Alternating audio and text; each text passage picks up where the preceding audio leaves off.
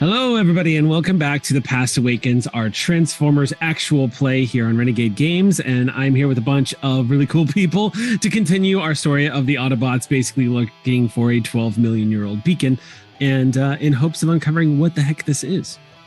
How are y'all doing today? Are we feeling good? I'm great. Yeah. Ready to convert? Yeah. I'm ready to drive fast. Yeah. All right. Hit things, run around. Yeah. Buy your human pets some food. Keep them healthy and strong. Some audio material. Yes. Still not entirely sure what that consists of, but we know we're working on it. Audio material. Yeah. Do they want to listen to an audiobook? Well, funnily enough, just so you know, the official Autobot lexicon for beings of native to their homeworlds is a nail. Nail? Yes, they are called non-affiliated indigenous life forms. Oh, right, yeah. Right. Okay, you had said that. Technically, these humans are nails. You're driving around some nails. But weird in my brain. But maybe that may be awkward calling them nails or metal, like depending on how you go. Well, I like to think because Derailleur and Kermesi are not from Cybertron. Yeah. So we don't really want to subscribe to some of the existing acronyms because they don't really, they just don't. No. Humans works or humans, depending on the mood. Mm-hmm, yeah. Mm-hmm. I can't speak for Processor and Sleeper though. Well, they taught me nail back in the day, but I'm a recycler, so I can change with the times, whatever's needed.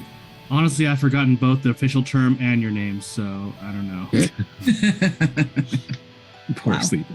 So where we last left off, you had all been given the second part of your mission, which was to find out the location of this second beacon.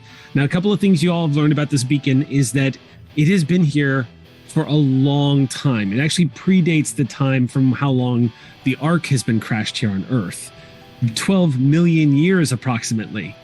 It has been here on Earth, and it is Cybertronian in origin, supposedly leading you to something. There's theories as to what it's going to lead you all to, but the main one seems to be some kind of crashed or downed vessel.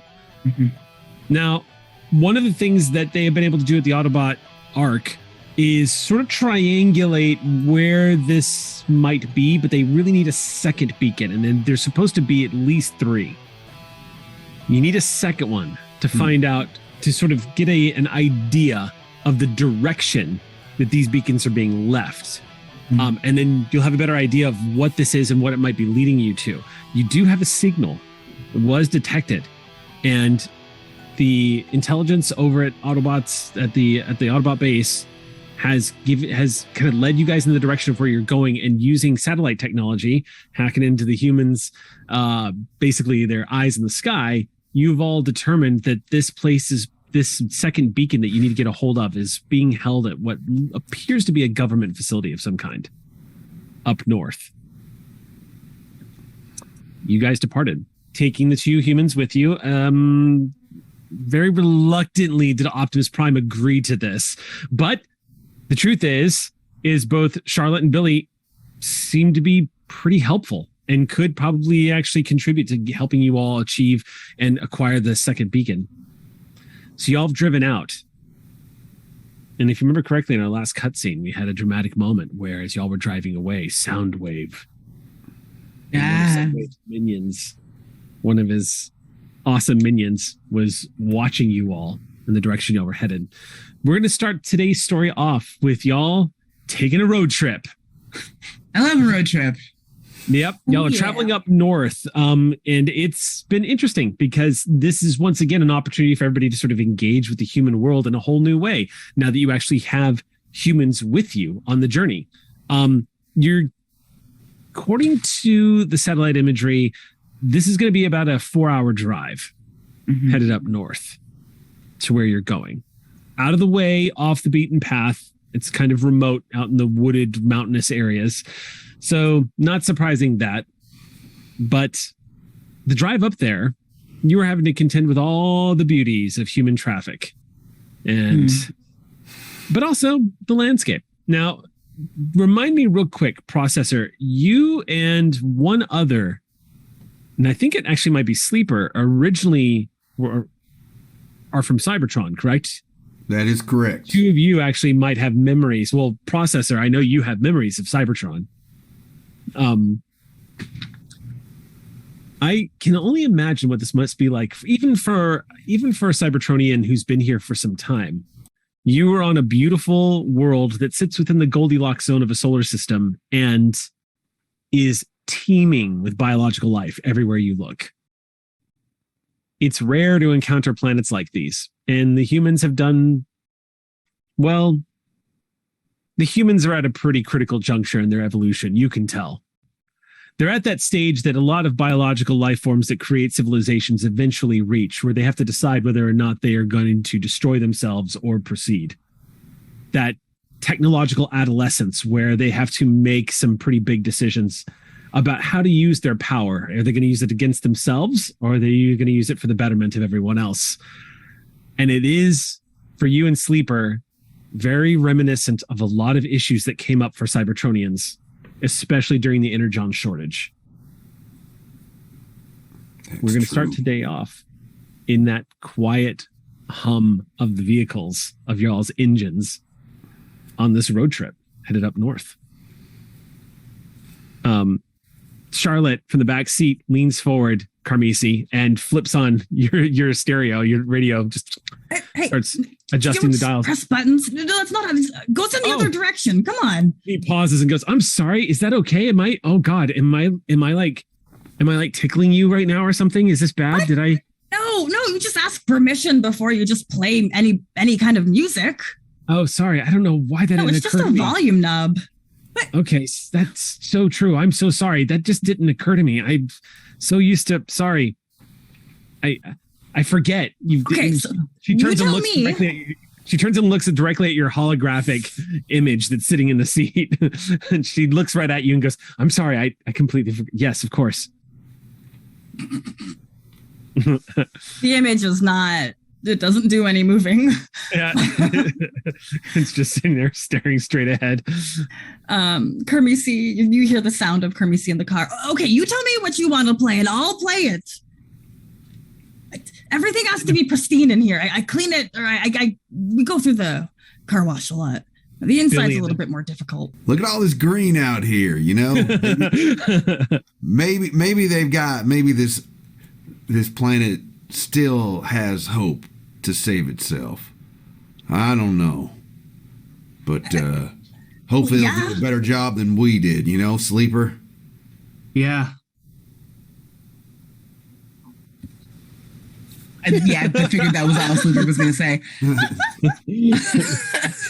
But Processor, you just got more conversation out of Sleeper than everybody has for the past 24 hours of driving.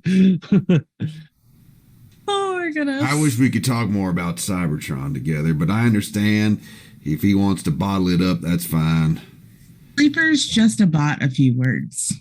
We all have our own ways of coping with things. I'm not going to try to pry or prod. Billy says, out of curiosity, is this a conversation that's just happening between a lot of you, or can the humans hear it? How do we communicate if we're just driving side by side? Is there like a private radio thing, or like are we? Y'all can literally transmit specifically to speakerphone.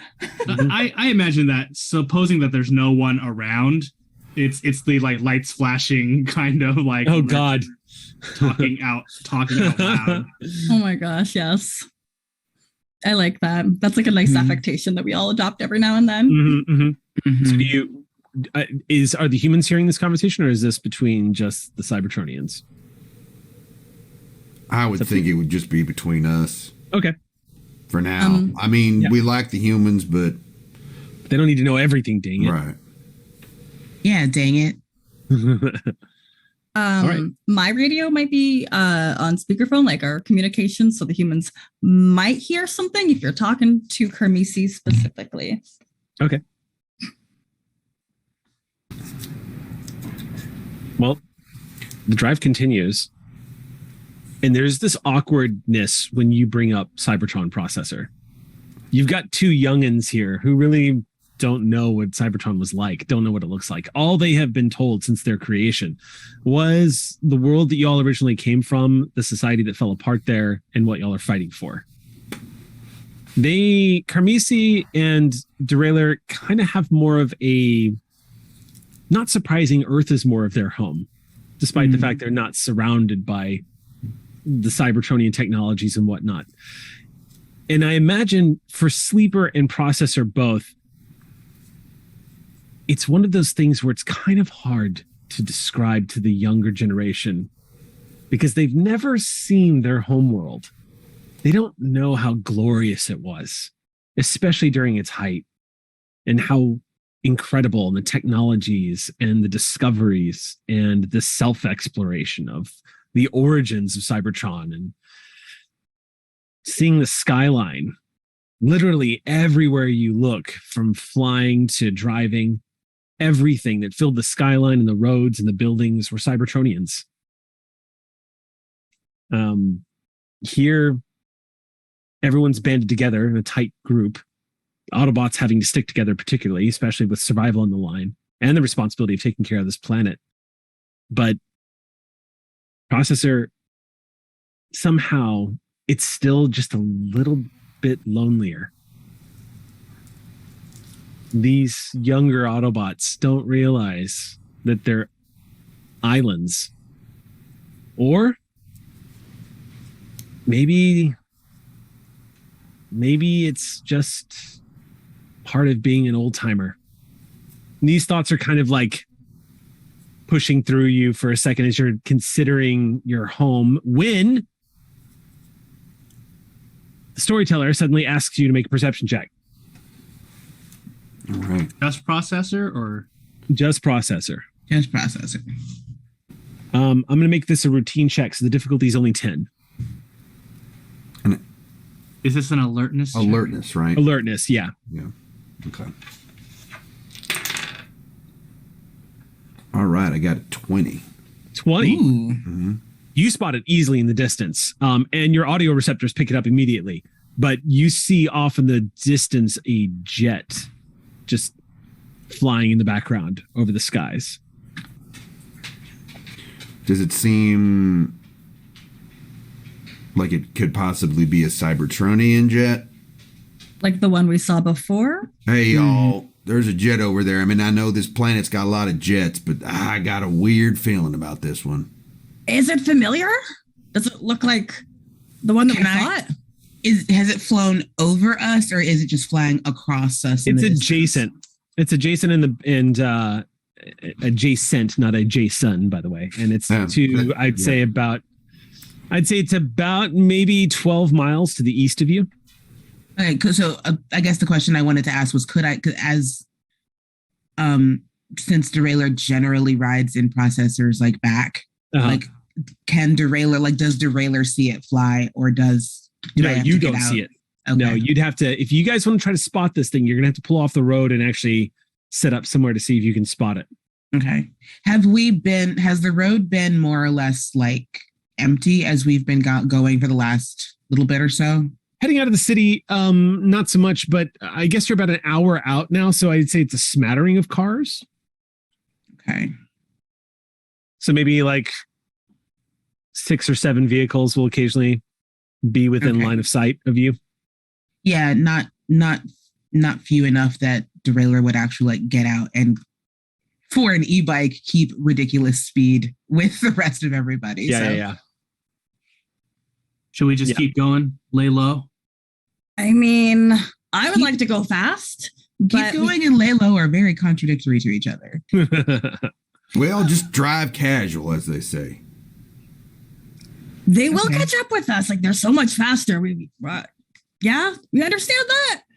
Yeah. Okay, I do want to point out that we are headed toward a military base, so a jet would not be uncommon. However, we have had encounters with jet Cybertronians before, and so we just don't know. I just want to point out that it could be normal, but it could not be normal. Yeah, no matter how fast we drive, we're never going to outrun a jet. That too. I got a new paint job, so I think I can try laying low. New paint job, huh? I mean, it's not literal paint, but I like the expression. When the humans say it, it sounds so cool. I found it easier to lay low with basically no new paint for the past 30 years. And that's why nobody takes pictures of you. Nobody poses and takes a selfie with you, Sleeper. How do you think I'm so good at scouting? Are we hiding? I think maybe we should, just in case they fly back over. And by hiding, I mean, acting inconspicuous. Acting like cars. Yeah. We're in disguise. Yeah. Robots in disguise, one might argue. Oh.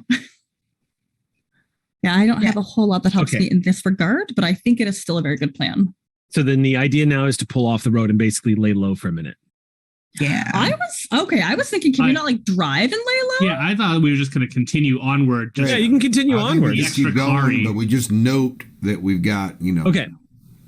We'll separate a little bit so we're less clumped together. We'll kind of, maybe can we pick a human car and like follow it so we're not identified as with each other?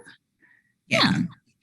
I feel like there's procedure for this, You kind of space out a little bit to allow other cars to pass and lane change, things like that. You drive casual. The jet does eventually disappear off into the distance on its continued heading. It doesn't seem to alter its course or circle back around or do anything outwardly suspicious. Okay. And after a while, it disappears into the blue on the horizon. It is headed in the direction you guys are all headed in. But nothing unusual about it. Nothing outwardly. They, too, might be flying casual. So, darn them. We may both be trying to camouflage from the other. We'll see. Yeah. We are going to be driving into it, though. I'm so excited. I'll accelerate a little. Charlotte leans forward and says, we don't need to do this right now, but could we stop at like a gas station or like a pit stop or something soon? I don't need gas, though. Yeah. I figured it's just that we can pretend like we're getting gas. Why? Yeah, that's a good point. And then because we're trying to be looking like normal vehicles, remember? And also, we have been driving for a few hours. The humans might need to refuel. Oh, yes. Maybe, you might need some gasoline or snacks. Right, or they might need to expel some fuel, too. You know what I mean? Never mind. Do they have a leak? We had to see a doctor for that. What's Sleeper. This, I've seen it in movies. Charlotte's like, it's something. Yeah, I got to go to the bathroom. Huh. Maybe I'm going to look at that in person. I'm going to see a bathroom in person in Autobot. It's just, I'm excited about that. Yeah, let's go. Okay. Y'all take the next exit off the highway. You go down the exit ramp and pull right and drive down the side road for just a few moments where you pull into a random gas station with a ridiculous like icon just hovering overhead. As y'all kind of pull in, you can see there's other vehicles here and people filling up their vehicles. And with that, Charlotte and Billy get out and start stretching. And Charlotte goes, okay, I'll be right back. And she dashes into the gas station. Oh, it's inside. Oh, I can't see. Just to make sure, we're on the Washington side, right? Mm-hmm. Okay, great. Yeah. Processor, you actually have to pull a little bit off to the side of the gas station. You're pretty large to be pulling in here.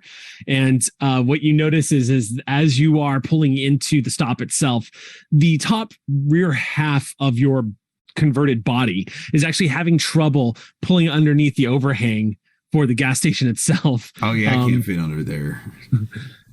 It does have an unshielded diesel hookup, but you see an 18-wheeler is currently parked inside the gas station on that side. So it's a little bit packed in here. But as you pull in, Processor, and come to a stop, and as everyone kind of pulls into the stop, and you see Charlotte running inside of the gas station, you see walking out past her, you just see this teenager just finishing off a bottle of Pepsi or some kind of soft drink, just like pounding it back. And as they're walking to the car, just tosses the bottle onto the side of the road. You see the plastic bounce in slow motion. So my human counterpart, my human hologram appears. Yeah. Mm-hmm. And just appears. Describe your human counterpart hollow, if you would, please. What do they look like? Well, they look a lot like he wears a big old. He wears some coveralls. Like he's just working for. He looks very much like he's working for the whatever waste management company that is on the side there. And what I do periodically is regionally, whenever we change towns or cities, I change the name of the recycling company so that it looks local. Okay. So that it's never suspicious. So it's got wherever we are. But my guy yells out and he says, "Hey, a modern glass bottle would take 4,000 years to decompose, and even longer if it's in a landfill.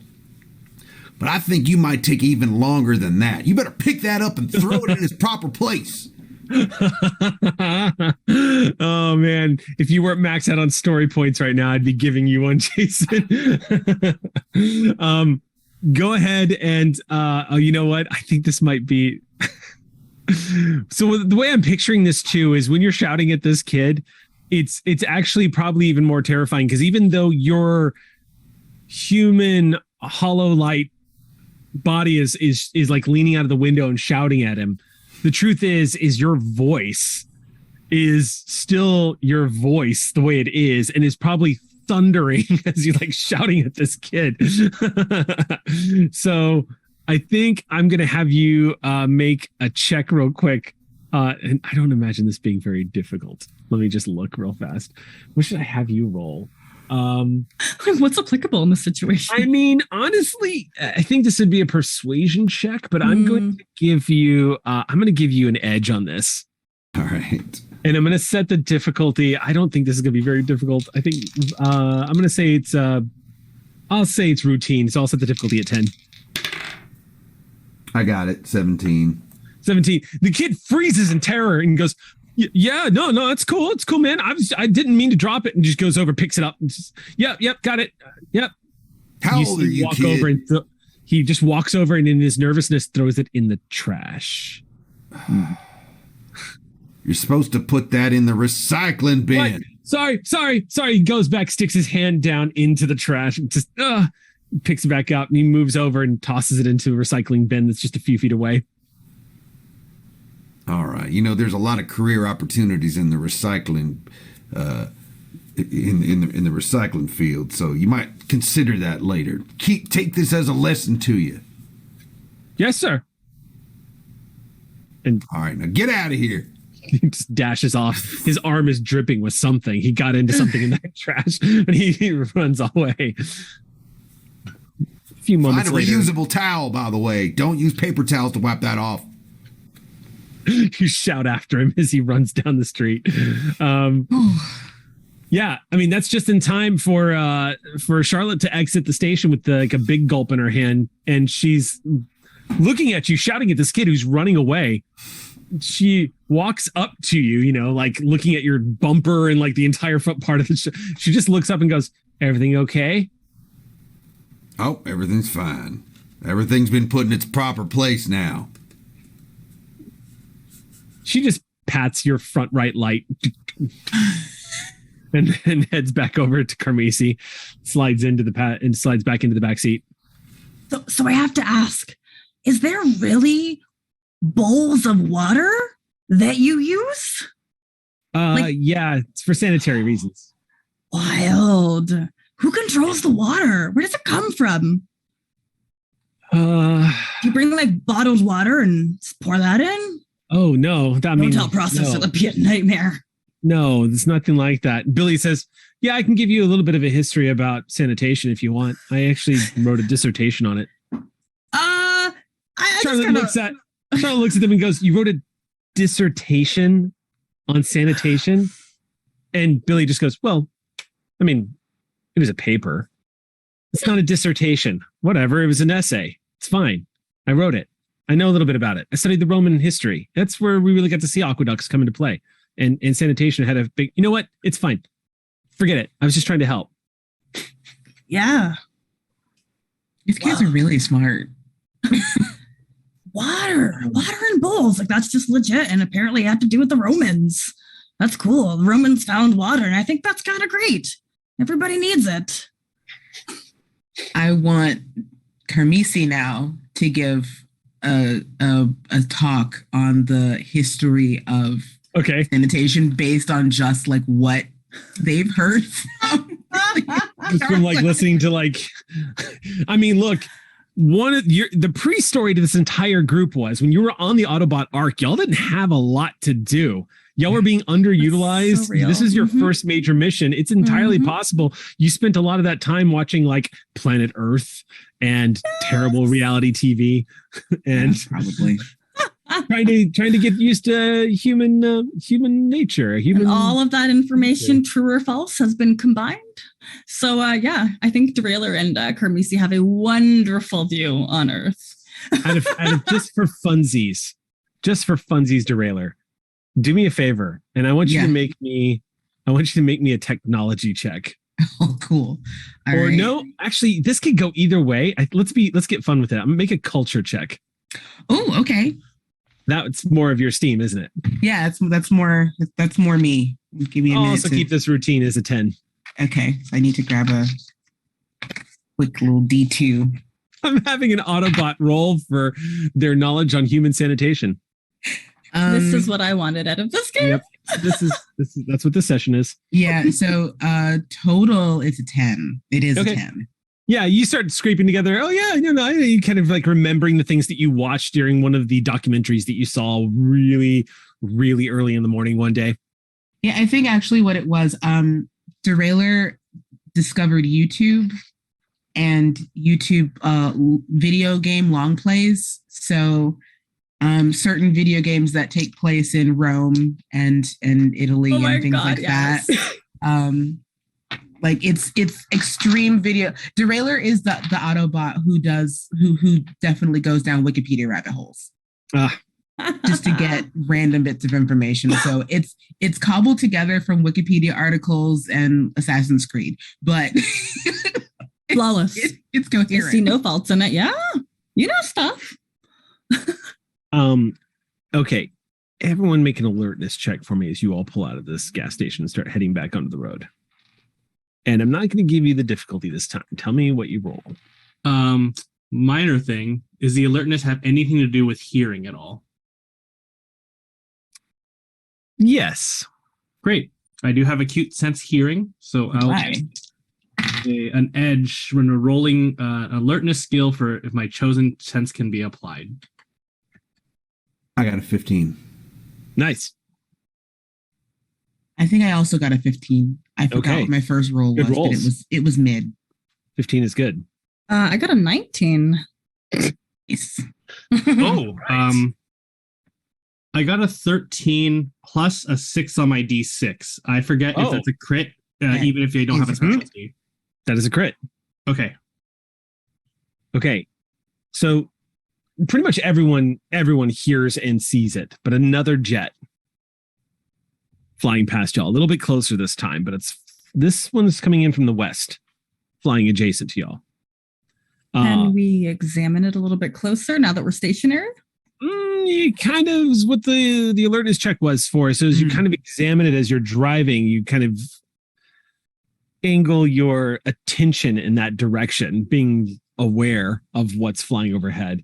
However, Sleeper, you hear this thing coming and immediately start checking this thing out. It's about 7 miles west of y'all's location, flying adjacent to in the same direction y'all are going. But when you notice it, Sleeper, it's just a few moments before everybody else notices. You do notice that the jet seems to bank a little bit as it's adjusting its course. And you are pretty sure you see the standard paintings of the U.S. Air Force, images of USAF, that kind of thing. Now, that doesn't mean it's not a Decepticon, but there seem to be signs that at the very least, if it is a deception of some kind, it's very well done. I think it's a different plane. It's a Why? It's a human military one. Okay, but you know that they have stolen human military stuff previously. I assume to like model their outward appearance on. Derailleur saw it. That's all a those possibility. Cars. But Yeah, it sounds a lot like a human jet plane, and it's got all the paint. See what happens when your paint is new. Easy to spot you. Easy to figure it out. Yeah, probably looks badass. do you think? Probably looks cool. Sleeper, do you think that they might, the military base might be aware something's up? It seems like increased patrols. I don't know. That's all I got. Right, you hear echoing within processors like like his compactor. Oh, that's a good point. Maybe they're on some sort of alert right now too. It is worth noting. I think if you actually maybe hold on one sec, I might actually throw this in to sort of help y'all out a little bit. Let's do it. But let me just reflect on specifically what this skill would give you access to, because it might be. Here we go. While you reflect, can a teenager or a young adult approach Carmisi's car and take a picture in front of it? If you want, yeah. If you would like that narrative moment, yes. Please. Carmisi just needs the ego selfie. Like, yes. And like, a little like, yes. Little blink of the headlights. Yeah. See, Sleeper? This is what a new paint job does. We're not supposed to be noticed. We're supposed to be in disguise. Don't tell Optimus Prime, sir. Don't tell him. Okay. I think I'm going to make this a technology check. Cool.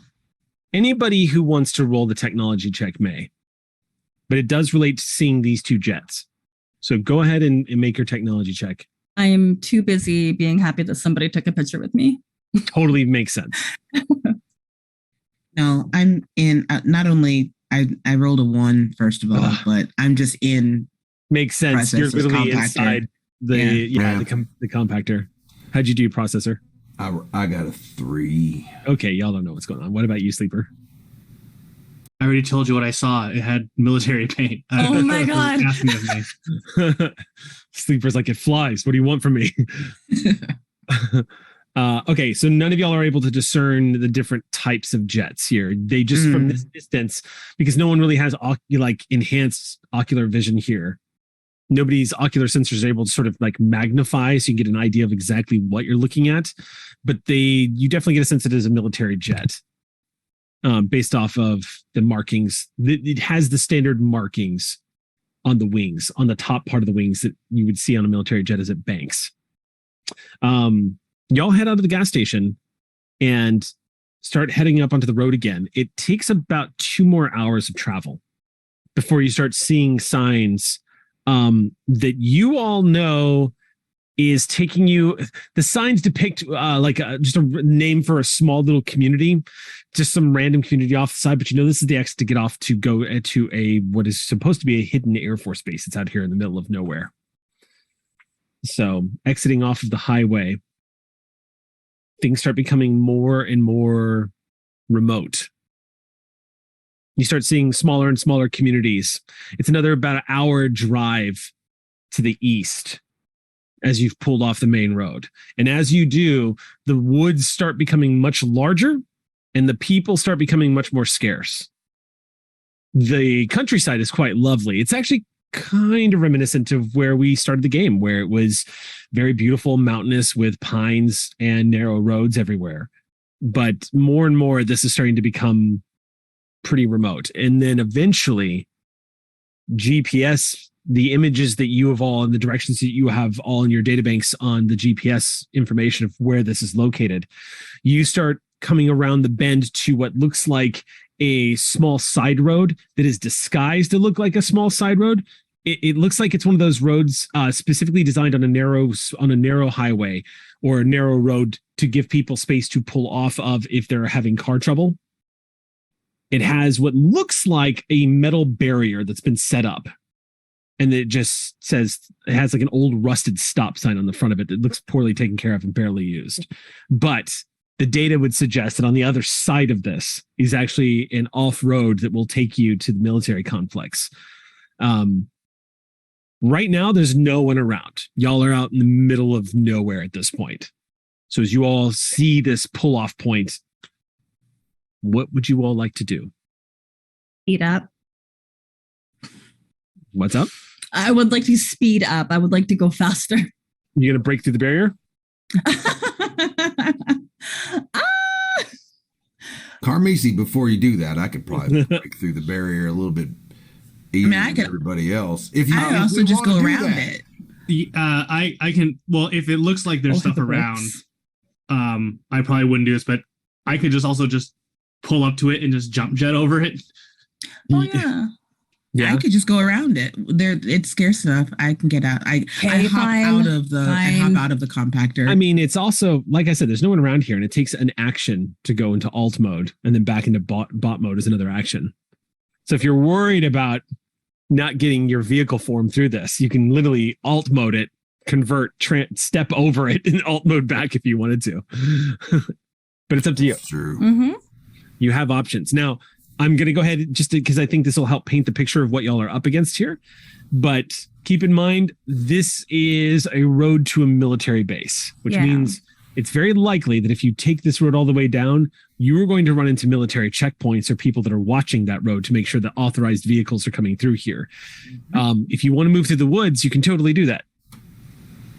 How dense are the woods to the point where could we carefully do it in alt mode, or do we have to bot mode if we're trying to go through the woods? Not that we're that much smaller in bot mode. But if you're going to go through the woods, it's probably going to be a bot mode issue because the woods are very much, again, the terrain around here is very mountainous. So it's very large rocks that you'll occasionally, but if you're asking about how dense the forest is, it's not very dense at all. Also, I'm going to just roll because here we go. Why would you do that? It's not necessary. Okay, yeah. So it's late. Fear. It's about 6:30 o'clock. So it's kind of becoming darker out at this point. Okay. Because if we're gonna convert, then we should probably do it in the cover of night. Again, humans don't see. No, nobody really sees that well in the night, not without lights. Well, they may have cameras, but. Oh yeah, those green ones that you see sometimes. Like the view is green. Can I take a look and see if there's any cameras? Yes, roll an alertness check. 19. Processor, you sitting here on the side of the road, you begin to scan around to see if there's any cameras. And you pause as you notice that in one of the rock faces, there is an unusual looking stone that doesn't have the same mineral makeup as the rest of the stones around it. It looks like it's housing what seems to be a small, like GoPro-sized surveillance device of some kind that's blended into the rock face. All right. Right where you guys are at. Just the comms within us, Autobots only. I think there's a camera over there. Maybe what we can do is I got an idea. But where? Over in that rock. See that one rock that's but just trust me, it's there. Okay. Let's just accept the fact that it's there. We're a team. I wouldn't steer you wrong. No, I don't even think you're capable of lying. So what if I've got this idea where Derailer scoots behind the rock, all quiet like, then converts and from behind the top of the rock, reaches down and with one fell swoop smushes the camera. They won't see who did it, and they won't know who's there. Is the camera, once processor points it out, is it pointed at us or is it pointed at a specific spot on the road? It looks like it's kind of facing outwards towards the area of where the side road begins. So it looks like it's kind of guarding anybody who is going to come in. If y'all want, you can always spend a story point 2 to make a minor thing true in the narrative. Don't forget that. So that's something you can also use. You can also use story points to reroll ones, to roll a skill test as if you were specialized. You can add +5 to any defense roll before you roll, or +1 after you roll. You can also spend a story point to get a clue as to what to do to reflect sort of like your strategy and your ability to figure out how to navigate this. So don't be afraid to do that if you have ever stumped or if you want a way around it. Okay. We don't have to break it. You can just cover it till we leave. Or we just go around it behind it. Can we go behind it? I don't think we should break it. That's going to send them here. Yeah, if the camera goes dark, that's more of a concern than if they just don't see anything on the camera. Put a leaf in the way. All right, yeah. I mean, I just figured it would go dark and they might think something was wrong with it, and that could just buy us a few minutes. Charlotte leans forward on the seat finally and says, "Is everything okay? Why are we stopped?" Oh, yeah. Sorry, I had to turn off speakerphone. We're just trying to figure out the best way forward. There's cameras in the rocks, like the rocks have eyes, so we're just trying to figure out the best way to navigate that. You know, rocky eyes. Okay. Well, let us know if we can do anything to help. You don't have like a EMT? Oh, God. What are those things that I see in movies when there's a pulse in it? The EMP. EMP, thank you. Electromagnetic pulse. Right. That'll that for us too. And like in the actually, that might mess us up as it would well. not be good like for in the you. movies. Oh EMP no, wait, Sleeper, you're right. It might just be easier to just put a piece of paper over the camera than do that. I vote leaf. There's some really nice leaves around here. Do you know where the camera's at? Processor says it's one of the rocks, but I mean, all the rocks look the same. I will actually go to the rock. Like, I'll go behind the rock. Perfect. Okay. And I'll bunny hop. So you basically pull out of the back processor and just little hard light, hollow version of you biking over to it. Yeah. You can get behind it. It's kind of a tight squeeze because it's kind of up against the rock face, but it's made to look like it's part of the. It's made to look. It's not part of the rock face. It's made to look like it's part of like rocks that probably fell here hundreds and hundreds of years ago. Got it. And, I misunderstood that it was a rock face and not just like one. It's like a pile of rocks at the bottom of a cliff. Think of it like that. So imagine if you would just like 3 or 4 very large rocks that are piled up at the bottom of a rock face as y'all are going, as the road kind of winds into the forest. There's like stalks of grass that have grown up out of them and in between, and you can see Processor has spotted what looks like like a camera device that's in that rock face. I'm sorry, in the pile of rocks. Okay. So, rocky details. Yeah. So it's easy enough to get behind it. Okay. So we want to cover this. We want to. Oh, okay. So then, because it's on a rock face, there's not much of a way to get behind it, to go around it, right? I think you were able to kind of. No, y'all would not be able to drive through here by getting around. There's literally between where these rocks have gathered at the base of the rock side, the rock face that you're talking about. The total space between those two things is maybe about 17 to 18 inches. Okay. So yeah, what do we want to? You want to cover this with a leaf? Do we want to cover it with the leaf? Pick a pretty leaf. There's lots of dirt, wood, twigs around. Can we just throw it at it? Billy goes into their backpack and pulls out a small roll of electrician's tape. Well, I've seen that. It's sticky. It's tape. We have tape, like the black tape that you put around electricity. No, you put it around wire electrical things. Charlotte smiles and says, "It's how we broke into the last place we found this thing in, or how we broke out, I should say." Well, yeah. Come on over. Can we send the human? Can we? You have the hands to like open up tape. Yeah. Kind of a small roll. The hands to open up tape. Yeah. Let's have them do it. With Billy pulls out some electrician's tape. Just they get out of the back seat. Carmisi, you see them look both ways, empty road, and dash across the road towards where currently Derailer and Processor. Processor is kind of hanging back a few feet near Sleeper, but Derailer is right up there behind this thing in alt mode right now. And Billy just jogs up and smiles at you, Derailer, and just says, I think it's so cool that you're an e-bike and everybody else is like, I don't know. I just think it's cool. It's really, I don't know, a human thing, I guess. I don't know. Well, I mean, I've been here my whole life. So, and the alt form is basically me, but my hair is down. She's wearing a very retro helmet and a rain jacket because Pacific Northwest. Right. And then the e-bike also has like as part of the holo, there's like panniers or like, saddlebags. Okay. She like I look like a delivery person. Right on. Okay. So I think what's going to happen here then is Billy basically moves around to where you are, Derailer. Yeah. Once it's kind of like pointed out, like once he can see it, I'll move out of the way for sure.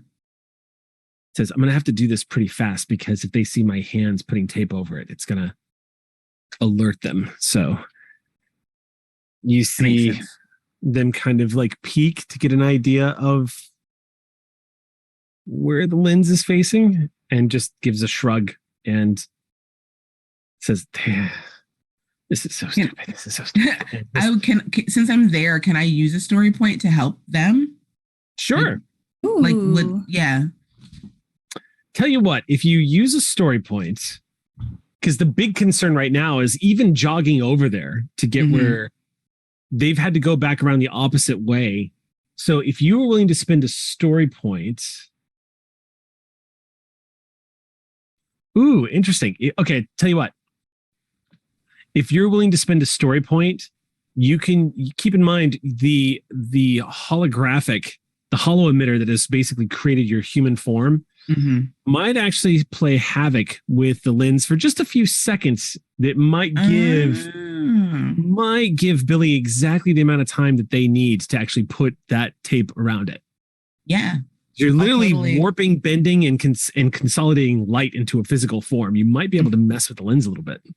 Oh, sure. Yeah. So then what I'll do is I'll actually so my holo form still being attached to the bike. I'd like to point, like, can my holo form point it out? Yeah. Yeah. So then by doing that, lean over.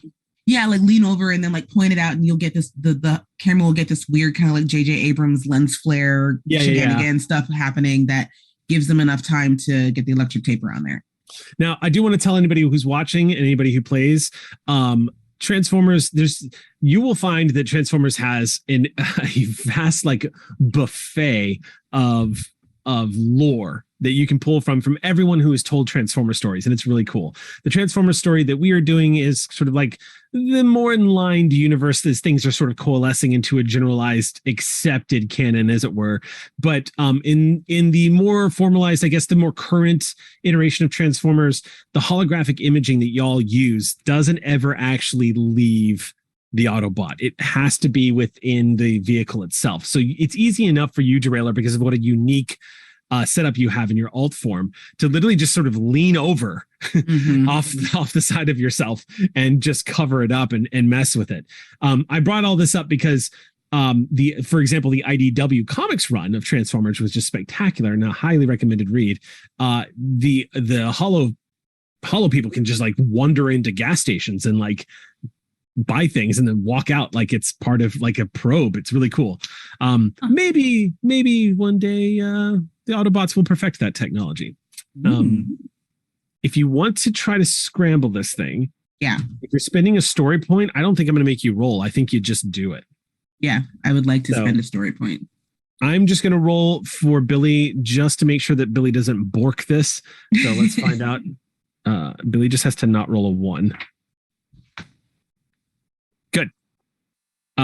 Billy sees what you're doing and just nods to you and has that strip of tape ready to go and just one go, just immediately just wraps it around and waits for a second and then realizes there's just a little bit still kind of showing and just takes another piece and just wraps it around and goes, I think we're good.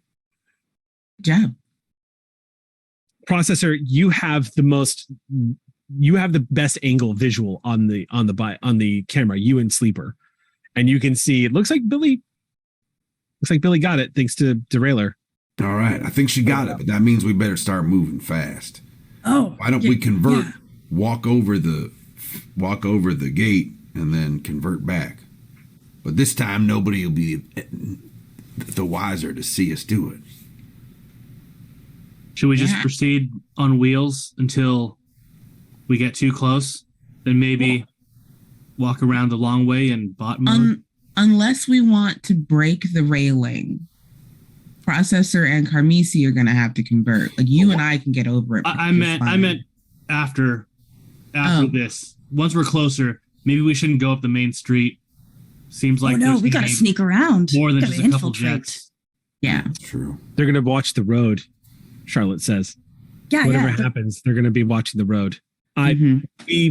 When we try to get our exclusive stories about UFOs, we always try to get into like places we're not supposed to be, and they always watch the roads. It's actually kind of like a weakness of their security. They just think that everyone's going to come in through the road. Well, little do they know, we have legs and wheels, so we got this. I'm going to rename the campaign Legs and Wheels. You got a bit of both. That's nice. Yeah. Well, first I just go ahead and jump jet over the thing now that we know the camera's not looking. These jets immediately activate underneath the base of the car, and you just watch Sleeper just coast up to this thing and suspension's causing you to just bounce a little bit as you hit the ground. Easy. Nice. I got quick change, so it doesn't even take me very long. It's snazzy. What happened to the humans? What do they do? They should get out. Okay. They wouldn't die. Okay. But yeah, it's easy enough for you to just convert and immediately you're on the other side, no problem. And you can hear Charlotte looking over at Billy just going, it's so cool, as they both run and get back into the back seats. I love it. All right. One by one. Oh, go ahead. Yeah. No, I was just gonna say, like, since my tires are made for off road, I just go up. I go over the rocks. You're on the other side, no problem. And then here comes Processor. Yeah, Processor converts. Processor, again, just as a reminder, Processor is the size of Ultra Magnus and the size of Optimus Prime. Processor is, yes, Jody, massive. Just absolutely huge. And you just watch Processor take one step over, another step over, and then convert back into a recycler truck. Then again, if they're going to watch the road, and we're not going to take the road, we might need to stay in bot form. Should Wheeler and I scout ahead? Oh yeah, I can do that. Sounds smart. Yeah, we can find the least guarded spot and take that. Yeah. That sounds like a plan. We got the 2 scouts. We're going to hang back. I just love it because every time Quincy goes into Sleeper's personality, it literally just drags the energy down. Just like everyone's like, that works, Sleeper. Yeah, sure. That sounds good. That cracks me up. Oh my gosh. So then Sleeper and Derailer are going to scout up ahead while Processor and Carmisi kind of hang back a little bit to make sure that, plus you're covering your rear. Who knows who's coming in and out of this military base while y'all are entering it. But yeah, in which case, Sleeper, Derailer, if y'all are going to move forward and try to be all, again, quiet like, I'm going to have y'all make some checks here. But I do want to remind you all that as Autobots, y'all should get an automatic condition, or not a condition, but a, hold on, let me pull it up. I believe you get a perk. Yes. For the Allspark, let's see, immunity standards. yeah. We're in disguise. Infiltration. That's what it is. Plus, so you get an upshift infiltration test when you're in alt mode because you're literally just a vehicle. Yeah. If the alt mode is appropriate to the environment. Well, maybe Derailer actually. Yeah, I was gonna say I'm not appropriate to a military base, but I'm appropriate to off-road forest. Some punk kid that's like doing an off-road biking thing, totally odd. Yeah. I would say so. So I'm gonna say Sleeper, Derailer, give yourselves one. So Sleeper, you're gonna get one upshift, and Derailer, you get 2. Ooh. Okay. Yes. What is the roll? Dice shifts up by 2. So this is going to be. Specifically, let's see. This is probably going to be a infiltration check. Yeah, this is an infiltration check. So yeah, make an infiltration check. Oh heck yeah! Make sure I don't have any other. Okay. Yeah. 14. Okay. And 17. Okay, those are both really good checks. In which case. Let's go ahead and find out exactly how consequential all of this is. Now, both of you roll me alertness checks.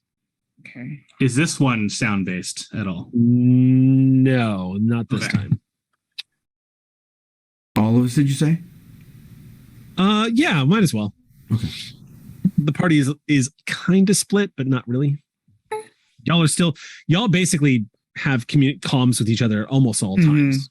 Y'all can talk to each other. Okay. They're built into our brains. You're not too far out of range, basically. Total of 23. Okay. Derailer is analyzing the molecular structure of everything around her. A mere 19. A mere 19. Oh my goodness, y'all. This is alertness, right? Yeah. Yeah. Well, at least I got that D2. Processor and Carmisi, y'all can get away with a lower roll because y'all aren't scouting it. But this is so don't feel pressure. I passed the base thing with an 11. Okay. How'd you do, Processor? 14. Okay. So actually everyone did quite well. Processor, Carmisi, no one is approaching right now. Okay. The road's still you do hear a vehicle drive by down below. And do keep in mind, this path that y'all have gone up, this closed off path, kind of winds up and gets some altitude. So it pulls away from the main road that y'all were on. So you're kind of going up. It's not necessarily mountainous. It's more hilly where you are right now, kind of like the base of a larger mountain area. So it's not too difficult, but there is no paved road here. It's all like gravel, fine gravel as y'all are pulling up. Do you hear what sounds like a civilian car maybe driving down the highway below, but no one pulls onto the main road, so you're still in the clear. Derailer, you and Sleeper managed to spot a checkpoint about a quarter of a mile ahead as you're creeping along the path at slow speeds. You can see what looks like what looks like a hunter's blind of some kind. Mm-hmm. That is not what it is. There's no way. As you see, this thing is kind of sticking up on the side of the road, maybe about 200 feet from where y'all are. Okay, so I know it's definitely not a hunter's blind, but can I tell what its purpose is other than it's somewhere where military are like, we're alerting. If you want to try to understand what it is you're looking at, for the most part, this is some kind of checkpoint where they're watching the road. If you want to know more, I might actually call for a technology check on this one to see if you can piece together specifically what this is and if it's a device, if there are people in it. And the reason why, just so you know, the reason why I'm having the technology checks roll is because I'm still treating your Autobots like they're integrating into human society. And this is certainly a part of it that y'all are getting used to.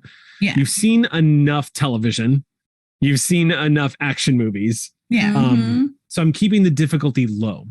Yeah, no, that makes perfect sense to me. Yeah. I do want to try to understand it just as a scout for the purposes of how do we get around it? Yeah, how do we get around it? Yeah. Okay, go ahead and make your technology check for me. That is a 15. Yeah, okay. That is probably an automated drone of some kind. Oh, Probably neat. it's probably not a human. It's probably it almost, from where you are right now, it almost just looks like a barrel on top of a ladder, like an oil barrel. Mm-hmm. So it looks like it's disguised to look like a makeshift like hunter's blind, but what it really is probably housing some kind of sensor device that's continuing to watch the main road. Yeah. It's off enough the road. It's off road enough where it's kind of hidden-ish. Mm-hmm.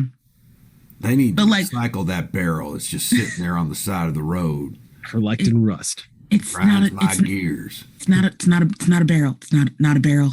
Not a barrel. It's watching the road. Well, all right then.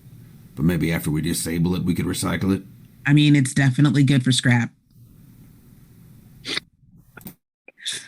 So yeah, it's definitely so. People who come to this military base know exactly where it is and what they're looking for. Can I tell? I mean, I don't want to get in front of it because that's probably going to trip the sensor because it's watching the road. But if I got like maybe 30 or so feet behind into the side of it, would I be able to tell what exactly it would do to something that went past it other than see it? Does it have any other modes that it might begin to engage in? Including just shooting mode? Make sure it doesn't have a shooting mode. Yeah, it just transforms into a cannon. Okay. What did you roll again on your technology? It was 14, wasn't it? 15. Okay. On a technology check? Yeah, eyeballing it, it's hard to say what it would do. Okay. It's really but I will say this. You get the impression, Derailer, with a 15, you get the impression that this is probably a standard sensor device, but it's probably a lot more sophisticated than the one that y'all ran into at the base of the road. It's probably it's probably able to see at night. It's probably able to detect heat signatures. It's probably got the works. Yeah. I think more what I wanted to see, because if it looks just like a barrel, I wanted to see if there was anything like protruding from the front. Like, the muzzle of an automated turret or something like that. But that's, I think with a 15 and actually no points in technology, I'm satisfied with what I know. Okay. So yeah, I relay that back to Sleeper and Processor and Carmisi. Okay. Yeah, I see it. There's another check. Don't trip it. Yeah. How has the forest been in my traveling? Like, is it, you said it's not dense, but is it not dense enough that Processor can come through here in bot mode? If Processor wanted to move through the forest, Processor could do it through bot mode. Yes. It's not dense enough that all of y'all can move through the forest in bot mode just fine. Your main issues would be probably just having to make sure you don't make too much noise. Yeah, we're pretty big and there's a lot to crunch on. But that would really be the only thing. But the road is definitely starting to look more and more hostile. Kind of. And Billy apparently was correct. Yeah. How much further can we make it to see if there's any alternate, not official entrance to the base, obviously, but like, a way we can go in that's not the road versus is it a thing where even if we walk through the woods, by the end of it, it all like funnels back into the front anyway? Yeah, you're basically asking where's the perimeter of where you guys can get to actually spot the base, that kind of thing. That's not the road. It's probably about a 2-mile walk through the woods. 2 miles with human legs? Not really. No. Okay, fine. So that's our best bet. I mean, just to keep in mind, like Processor is big enough to carry 2 humans. Yeah. And it's not like your arms are going to tie our Processor. So yeah, easy enough. Okay. All right. Are we hoofing the ground as the humans say? We're hoofing around. Let's just convert and go. Yeah. All right. Okay, that sounds like a plan. I can't not notice it now, Eric. Dang. I know. All right. So each one of you, out of sight of any human eyes, as far as you know, you all were convert, as it were. You don't? What are you doing? I'm staying. I'm staying where you are. I'm going to stay in. I'm going to stay in alt mode, but because I'm still small enough that I can maneuver, and humans hear something in the woods and they probably think it's a deer or something. So I'm small enough to be a deer. We'll pick out any like big sticks too for you. Yeah, Derailer, you can stay in alt mode, and everybody else can convert. Okay. All right. In which case, you all head off into the woods. I'm going to call for 2 more rolls now. Now, y'all are going to be moving off into the woods, but I am going to ask for infiltration checks here. Y'all are not in alt mode. And yes, lots of noise.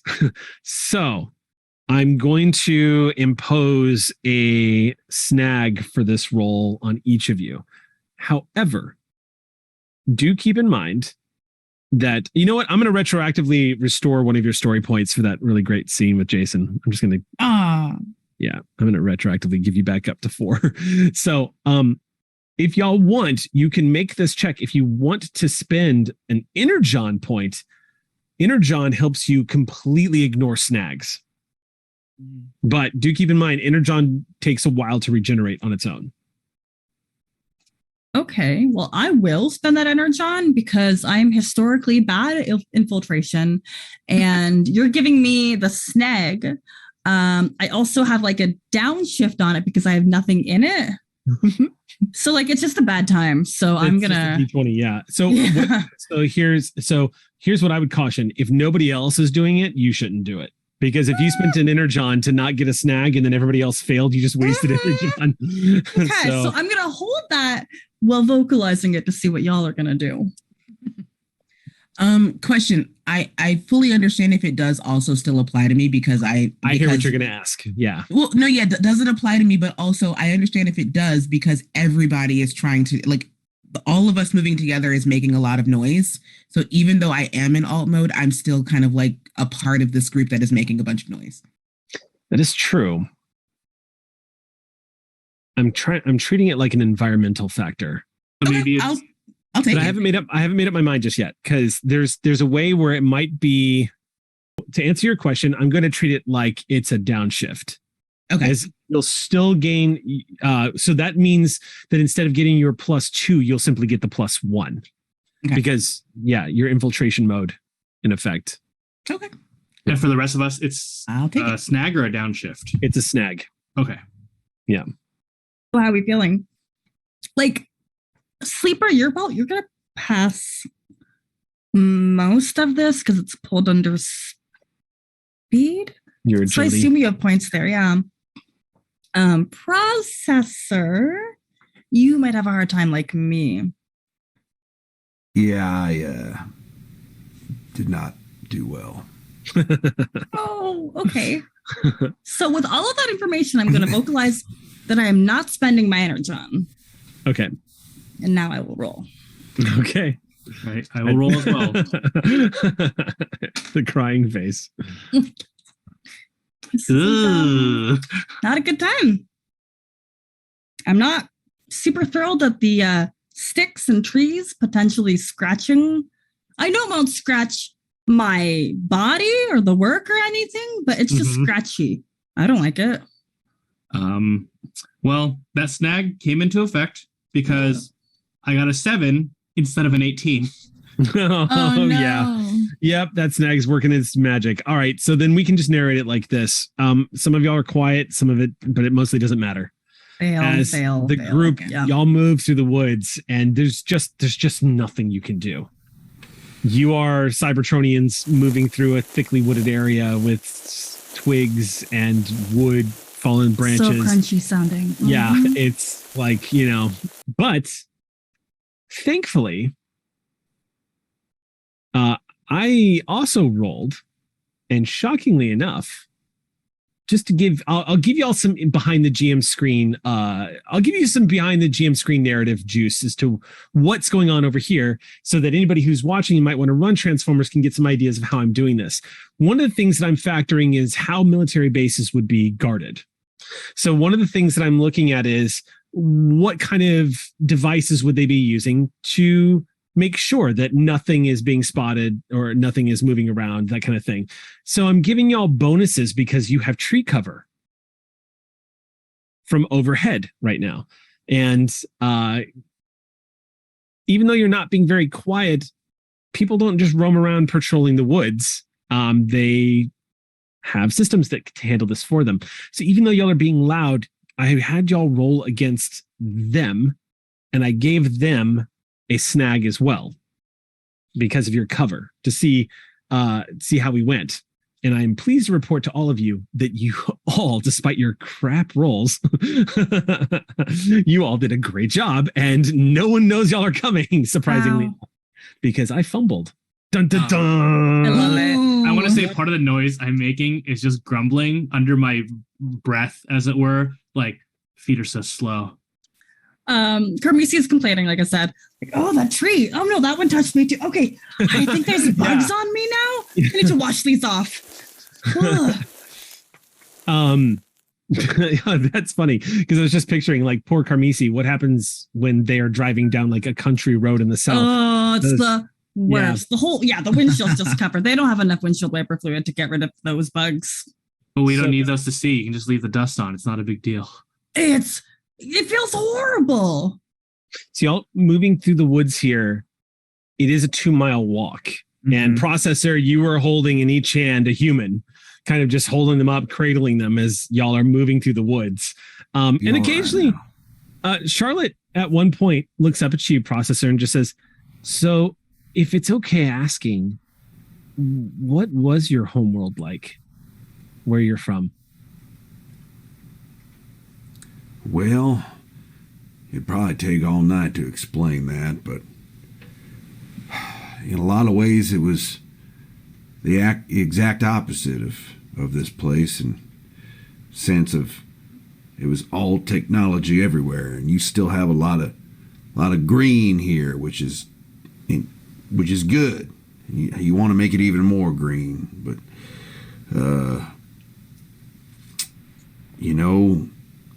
when we're not in the middle of a mission, let's sit down and I'll tell you all about it. Deal. And almost on cue, you guys come to what looks like a ridge that looks out over a decline, like a slope in the woods.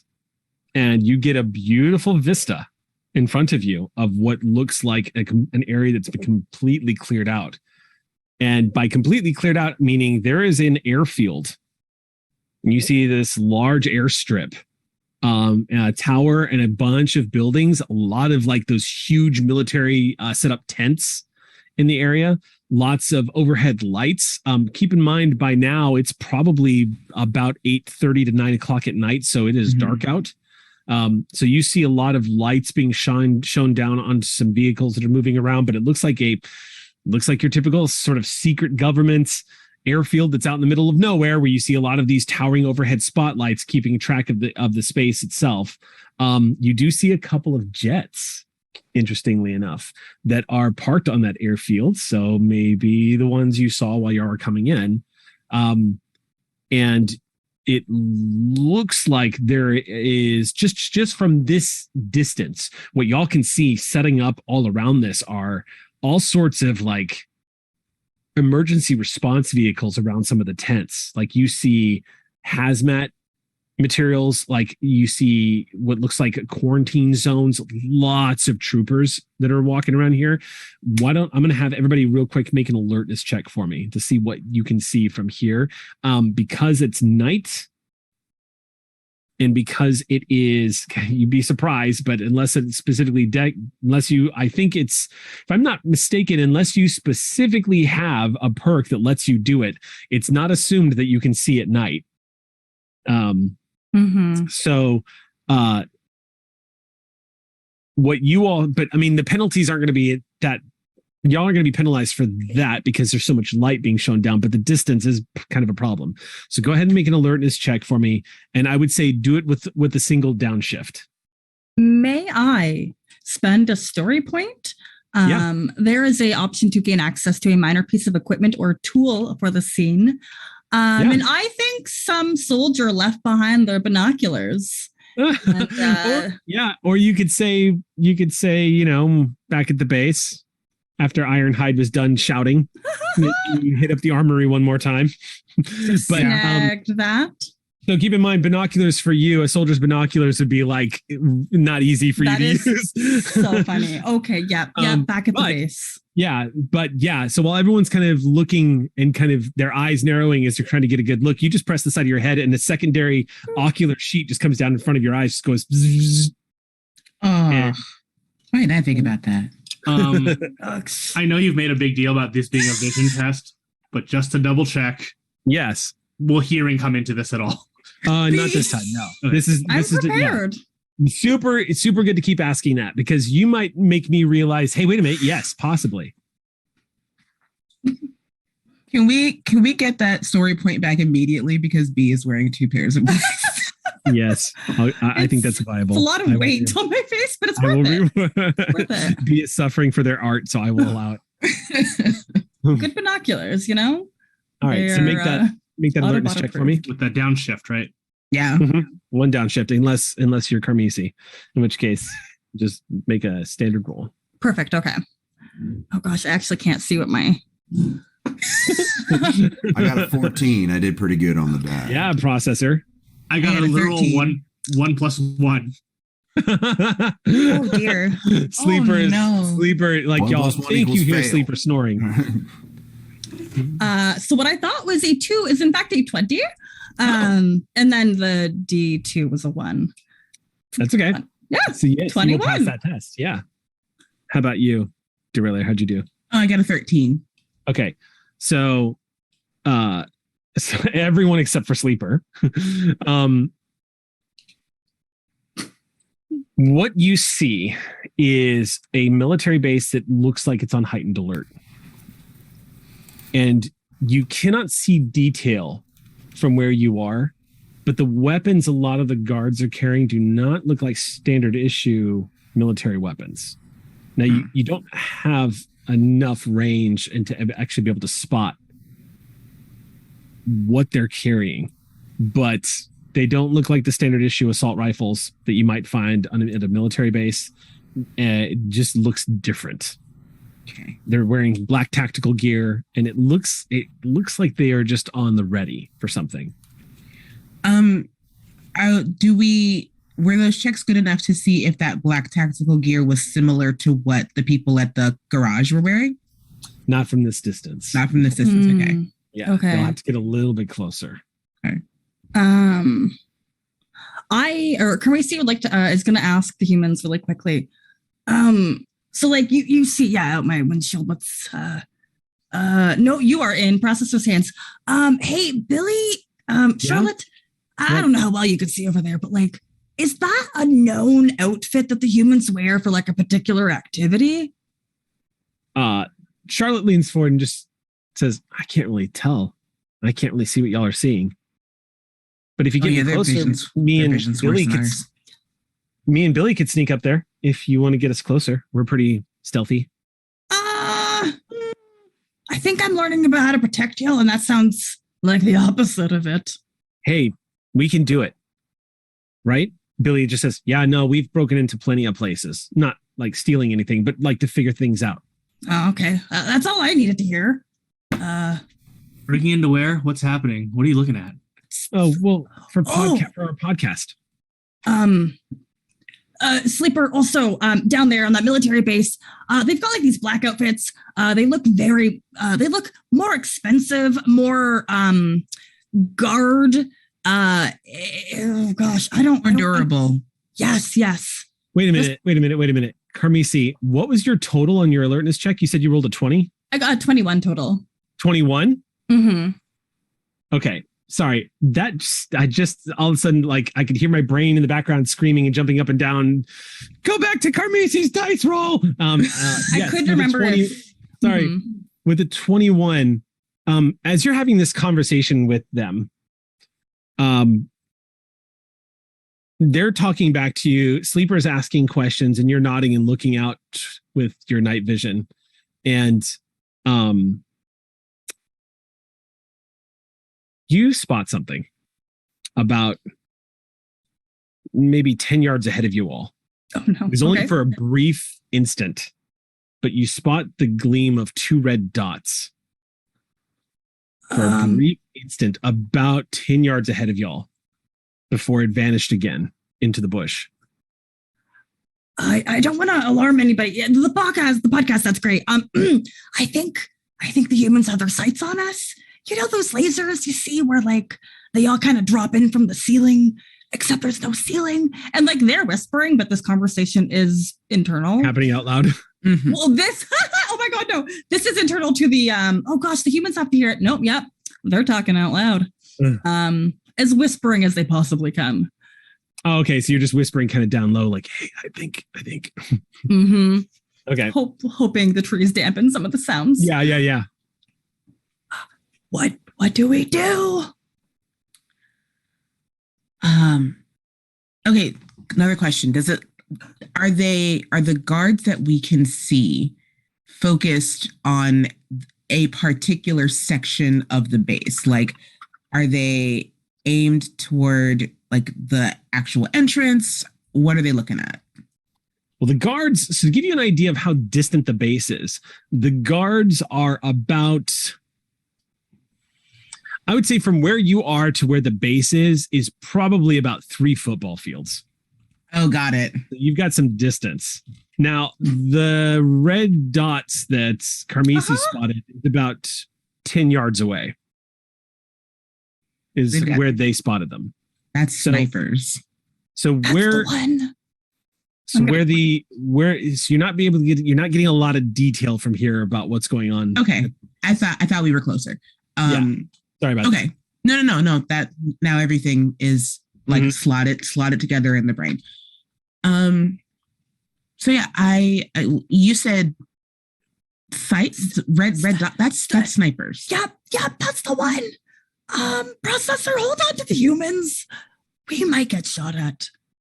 I got them. All right. What do you do? Get low to the. Oh God, I think like a human. You know. Well, we have been living among them for quite a while. Get low to the ground is the first thing I would think of. Don't be too hard on yourself. It sounds like they haven't spotted us yet, but if they do, I can draw their fire. Yeah, I mean, you're not that fast, but do that. And we'll head down to the base and investigate. We'll stay in touch, okay? But they haven't spotted us yet, so are we? Yeah, until they spot us, we shouldn't. We can. Let's maneuver. Let's go. Let's move our noisy bodies. Exactly. So what are you doing? Are you advancing towards the base in the direction of the 2 red dots? Are you going around? No. Oh, ignore my nodding. Around. Mm-hmm. No, we're going around. Definitely not into the 2 red dots, because once they see something that they haven't seen, they're going to be like, "What is this?" and then fire. Pew pew. Okay. Yeah. All right. You maneuver it. You start flanking to the left, moving away from the red dots that were 10 yards ahead of y'all. And Carmisi, I'm actually for one last time, I would like everyone to make another alertness check. And Sleeper, you can add for hearing on this one. Ooh, yay. I can do that too. Are we still downshifted or no? Downshifted or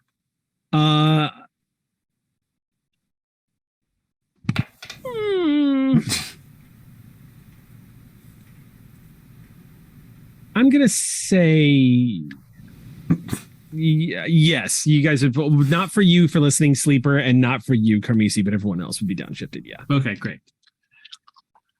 Old rolling power. 15. Ooh. Okay. Ooh. Just short of a critical, but 24. Oh, Nice. dang. I did get a critical. It was still 21 though. I got Okay. 9. Okay. Carmisi.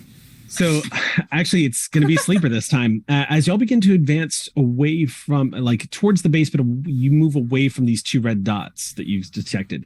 As each of you just takes it slow and starts moving through the woods, trying to keep a low profile here, moving close to trees, and shifting underneath, the heavy weight of your bodies around as much of the material underneath your feet as you can. With all of that happening, Sleeper, you pause for a second and find yourself drawn back into the direction of the 2 red glowing dots that were there moments ago, but that are not there now. You hear the sounds of something moving in that direction as well, and then it grows quiet again as everyone continues to advance in front of you. I do on the quiet communications. The dots made a noise, and then they're gone now. I don't think sights make a noise. I think we're being followed. Oh, no. Should we fight? Those two red dots seem like Eyes.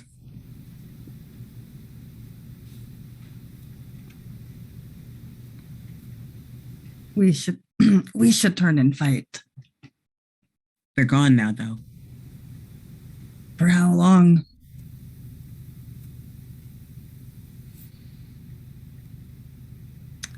Carmisi will turn back and head towards the base. Slowly. But you're going to head just straight towards the base at this point? Mm-hmm. Okay.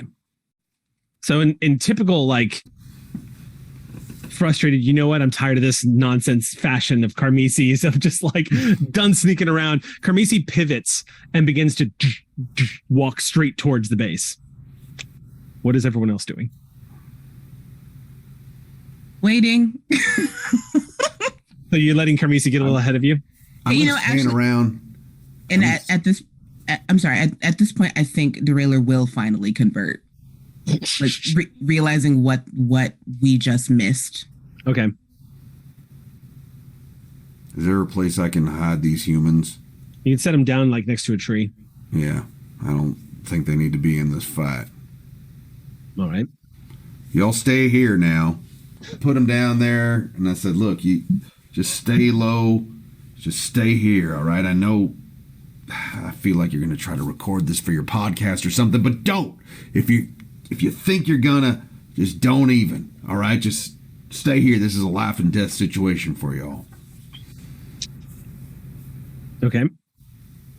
Do I you feel say that, like there I is have confirmation that they're gonna possibly heed my warning? They look really nervous.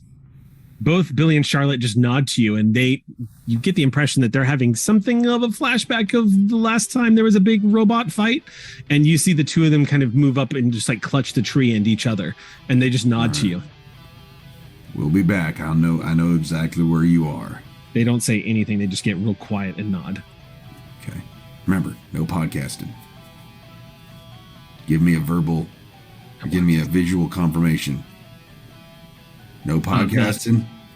All right. Nods. That means that's nods for no? No podcasting. All right. We understand. No podcasting. We understand. All right. Leave them there and then go join. Okay. You all begin to walk forward, and you're moving towards the base. Kind of adjacent, but in the exact same direction as the sounds and the gleaming red dots that you saw moments before. As you all near the area with the gleaming red dots, there is a rising tension among the group as you starting to wonder if something is about to happen. But no one sees anything for a moment. Except for, what was your roll was 21 again, Carmisi, is that correct? Previously that was Latia or Derailer. Derailer did? Okay, Yeah. so yours. And then you'd gotten your high roll on hearing, based off of hearing. So what I'm going to do is, when y'all are moving forward, Derailer, you, with your visual perception check, you will spot it as y'all are moving into the bush. Your eyes kind of glance over as you're looking around. And maybe it's because you're the smallest of the Autobots. Closer to the ground, nobody else may have seen what you were seeing. You glance over to the right for a split second, your eyes pass over it. You just don't think anything of it because it's so dark out. And the Decepticon is all black. Yeah. But your eyes jerk back towards it for a split second, and you see there nestled in the bushes in a pouncing stance is a large Black Panther with a purple Decepticon symbol emblazoned on its side. Yup. It's a growl. The name Ravage comes to your mind instantly. And before you have a chance to shout a warning, the Black Panther leaps towards all of you. And that is where we are going to stop today. So that's going to wrap us for this session. And just as a quick reminder for everybody who may have caught our last session, we leveled up at the end of last session. So I actually did a little bit of a jump for y'all. So y'all were level 1 at the start of this campaign, but we kind of want to experience a little bit more of what the Transformers game has to offer. So y'all will be level 4 at the start of the next game. So we are going to sort of advance, which makes sense considering the epic fight y'all had in the city in our first story arc. So join us next time as our Autobot squad is about to take on Ravage, one of the most iconic of the Decepticons, servant of Soundwave. We'll see you next session.